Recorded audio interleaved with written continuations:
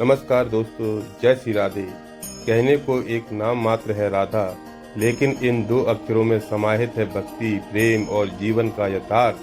श्री कृष्ण जन्माष्टमी के 15 दिनों के बाद राधा अष्टमी पर्व ब्रज में उसी उत्साह के साथ मनाया जाता है, या कहें उससे भी अधिक उल्लास के साथ। ब्रज की रानी राधा और कृष्ण के प्रेम को तर्कों से नहीं अपितु सिर्फ प्रेम और भक्ति से समझा जाता है। इस बात का प्रमाण कई पुराणों में भी लिखा है। पुराणों के आधार पर राधा रानी के कृष्ण भक्ति के महत्व के प्रमाण दिए। उन्होंने बताया कि जहाँ कृष्ण राधा तहाँ, जहाँ राधा तहाँ कृष्ण। न्यारे निमित्त न होत कहूँ समझिए, करऊँ यह प्रश्न, राधा नाम की महिमा अपरंपार है।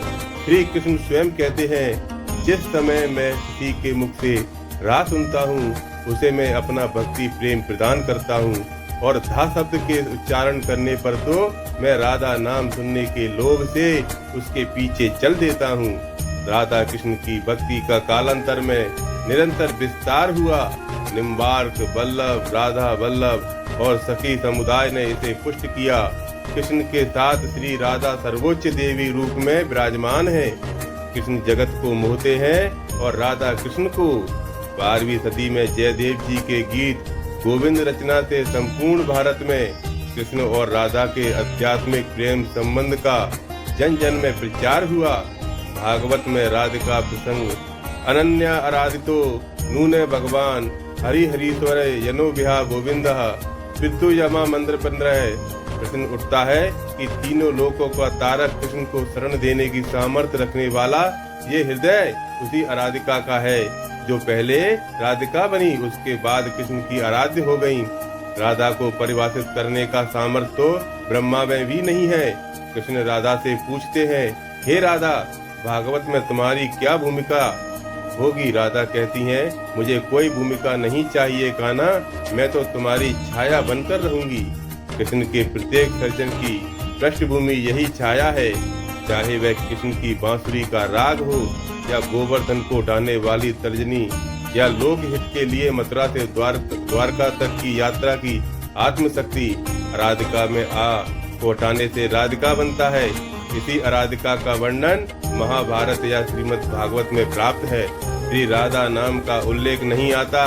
भगवान भागवत में श्री राधा का स्पष्ट नाम उल्लेख न होने के कारण एक कथा यह भी आती है कि सुखदेव जी को साक्षात श्री कृष्ण से मिलाने वाली राधा हैं, और सुखदेव जी उन्हें अपना गुरु मानते हैं। कहते हैं कि भागवत के रचयिता सुखदेव जी राधा जी के पास सुख रूप में रहकर राधा राधा का नाम जपते थे। एक दिन राधा जी ने उनसे कहा कि हे सुख, तुम अब राधा के स्थान पर श्री कृष्ण का जाप किया करो। उसी समय श्री कृष्ण आ गए। राधा ने यह कहकर कि यह सुख बहुत ही मीठे स्वर में बोलता है, उसे कृष्ण के हाथ सौंप दिया। यथार्थ उन्हें ब्रह्मा का साक्षात्कार करा दिया। इस प्रकार श्री राधा सुखदेव जी की गुरु हैं, और वे गुरु का नाम कैसे ले सकते थे? राधा प्रेम की पवित्र गहराई, कृष्ण के विराट को समझने के लिए जिस राधा ने अपने हृदय को इतना विस्तार दिया कि सारा ब्रज उसका हृदय बन गया। इसलिए कृष्ण भी पूछते हैं, बूझत श्याम कौन तू गौरी, किंतु राधा और राधा प्रेम की ताह पाना संभव नहीं। कुरुक्षेत्र में उनके आते ही समस्त परिवेश बदल जाते हैं। रुक्मणी गर्म दूध के साथ राधा को अपनी जलन भी देती हैं। कृष्ण स्मरण कर राधा उसे एक सांस में पी जाती हैं। रुक्मणी देखती हैं कि श्री कृष्ण के पैरों में छाले हैं, मानो गर्म खौलते तेल से जल गए हों। वे पूछती हैं, ये फफूले कैसे? कृष्ण कहते हैं, हे प्रिय, मैं राधा के हृदय में हूँ। तुम्हारे मन की जिस जलन को राधा ने चुपचाप पी लिया, वही मेरे तन से फूटी है। इसलिए कहते हैं कि तत्वन के तत्व जग जीवन, श्री कृष्ण चंद्र और कृष्ण को हूँ तत्व व्रत भानु की किशोरी है। जब श्राप बना वरदान, राधा द्वापर युग में श्री वृषभानु के घर प्रकट होती हैं। कहते हैं कि एक बार श्री राधा गोलोक बिहारी से रूठ गईं। इसी समय गोप सुदामा प्रकट हुए। राधा का मान उनके लिए असहाय हो गया। उन्होंने श्री राधा की भर्त्सना की। इससे कुपित होकर राधा ने कहा, सुदामा, तुम मेरे हृदय को संतप्त करते हुए असुर की भांति कार्य कर रहे हो। अतः तुम असुर योनि को प्राप्त होगे।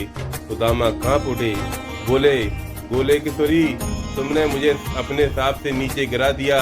मुझे असुर योनि प्राप्ति का दुख नहीं है, पर मैं कृष्ण वियोग से तप्त हो रहा हूँ। इस वियोग का तुम्हें अनुभव नहीं, अतः एक बार तुम भी इस दुख का अनुभव करो।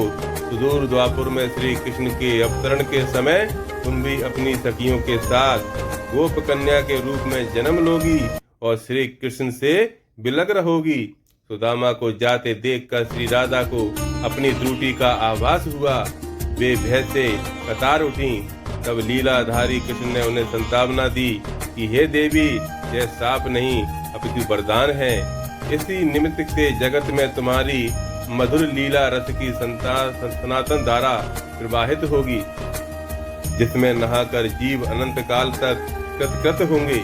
इस प्रकार पृथ्वी पर श्री राधा का अवतरण द्वापुर में हुआ। राधे राधे, श्री राधे राधे, श्री राधे राधे। जब हुआ अवतरण, नृगपुत्र राजा सुचंद्र और पितरों की मानसी कन्या कलावती से 12 वर्षों तक तप करके श्री ब्रह्मा से राधा को पुत्री रूप में प्राप्ति का वरदान मांगा। फलस्वरूप द्वापुर में वे राजा बृहभानु और रानी कीर्ति के रूप में जन्मे। दोनों पति पत्नी बने। धीरे धीरे श्री राधा के अवतरण का समय आ गया। संपूर्ण ब्रज में कीर्ति के गर्भ धारण का समाचार सुख स्रोत बनकर फैलने लगा। सभी उत्कंठा पूर्वक प्रतीक्षा करने लगे। वह मुहूर्त आया। भादों पद की शुक्ल अष्टमी चंद्रवास मध्याह्न के समय आकाश मेघ छंद हो गया। सहसा एक ज्योति प्रसूति गृह में फैल गई। यह इतनी तीव्र ज्योति थी कि सभी के नेत्र बंद हो गए। एक क्षण पश्चात गोपियों ने देखा कि 7 सहस्त्र शरद चंद्रों की कांति के साथ एक नन्ही बालिका कीर्तिदा मैया के समक्ष लेटी हुई है। उसके चारों ओर दिव्य पुष्पों का ढेर है। उसके अवतरण के साथ नदियों की धारा निर्मल हो गई। दिशाएं प्रसन्न हो उठी। शीतल मंद पवन अरविंद सौरभ का विस्तार करते हुए बहने लगी। पद्म पुराण में राधा का अवतरण। पद्म पुराण में भी एक कथा मिलती है कि श्री वृषभानु जी यज्ञ भूमि साफ कर रहे थे तो उन्हें भूमि कन्या रूप में श्री राधा प्राप्त हुई। यह भी माना जाता है कि विष्णु के अवतार के साथ अन्य देवताओं ने भी अवतार लिया। वैकुंठ में स्थित लक्ष्मी जी राधा रूप में अवतरित हुई। कथा कुछ भी हो, कारण कुछ भी हो, राधा बिना तो कृष्ण है ही नहीं। राधा का उल्टा होता है धारा, और धारा का अर्थ है करंट, यानी जीवन शक्ति। भागवत की जीवन शक्ति राधा है। कृष्ण देह है तो श्री राधा आत्मा है।